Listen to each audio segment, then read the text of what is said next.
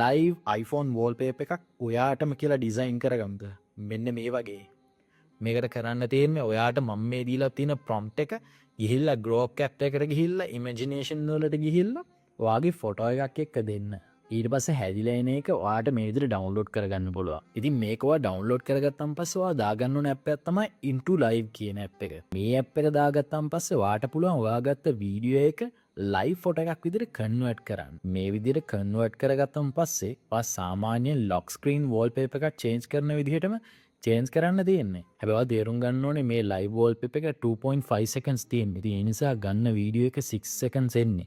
ඉතින් ඒක හරියට adjust කරගන්න ඔයා තේරුම් ගන්න ඕනේ. ඉතින් මේ prompt එක විතරක් නෙමෙයි ඔයාට prompts දීලා try කරන්නත් පුළුවන්. ඉතින් ඒ වගේ cool wallpapers හදලා තිබ්බොත් අනිවාර්යෙන් comment section එකේ දාන්නත් අමතක කරන්න එපා. ඒ වගේම මේක වගේ යාළුවෝට බලන්න share කරන්නත් අමතක කරන්න එපා. ඉතින් මගේ නම කුමාර් ජයරත්න.